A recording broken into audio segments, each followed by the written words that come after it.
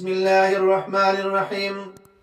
عزیزان محترم، انسان کا خمیر انس سے ہے اور انسیت اس کی فطرت میں شامل ہے۔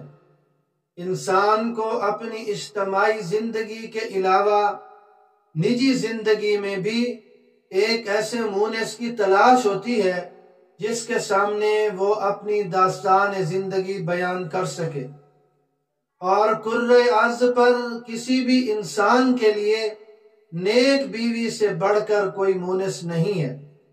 اللہ رب العزت نے مرد کے لیے سب سے بڑا مونس اس کی بیوی کو بنایا ہے۔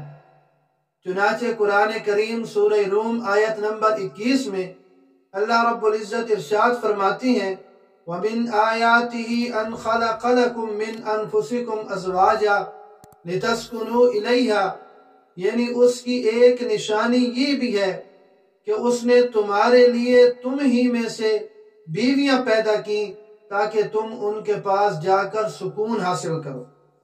اور اس کے علاوہ ابو البشر سیدنا آدم علیہ السلام کی تخلیق اور اس کے بعد جنت میں حضرت اماں حوا علیہ السلام کا وجود، پھر ان کا آپس میں نکاح، یہ بھی اس بات کا ایک بہت بڑا ثبوت ہے کہ انسان کے لیے سب سے بڑا مونس وہ اس کی بیوی ہوتی ہے۔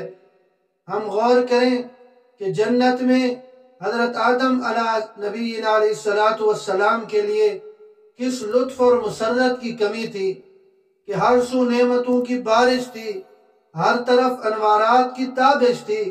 اس کے باوجود سیدنا آدم علیہ السلام اپنے دل کا ایک گوشہ پھر بھی خالی خالی محسوس کرتے تھے، اور انہیں یوں لگتا تھا کہ اب بھی کوئی خلا ہے۔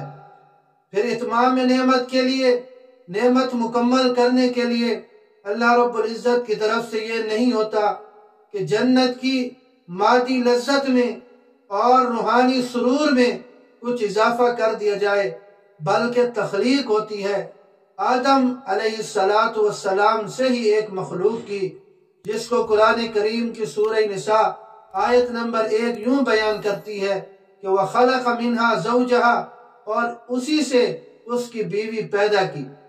تو سیدنا آدم علیہ السلام کا دل اب جا کر تسکین پاتا ہے۔ نوازشوں اور بخششوں کی تکمیل گویا اب جا کر ہوتی ہے۔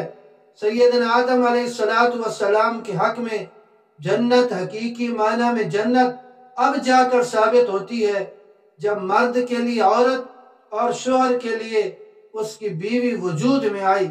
اسی کو شاعر مشرق ڈاکٹر علامہ اقبال رحمت اللہ علیہ نے یوں بیان کیا کہ وجود زن سے ہے تصویر کائنات میں رنگ، اسی کے ساتھ سے ہے زندگی کا سوز دروں۔ جب حقیقت یہ ہے تو پھر ایمان کا بھی تقاضا ہے، عقل کا بھی تقاضا ہے، اور اخلاق کا بھی تقاضا ہے کہ اس کے ساتھ حسن سلوک کیا جائے۔ اس کے بغیر انسان سکون اور اطمینان حاصل نہیں کر سکتا، کیونکہ اس سے انسان خود بھی سکون پائے گا، جو اس کے سکون کے لیے ہے اسے سکون دے گا، خود بھی سکون پائے گا، اور گھر کا ماحول بھی پرسکون رہے گا۔ اللہ رب العزت ہمیں دین کی سمجھ نصیب فرمائے۔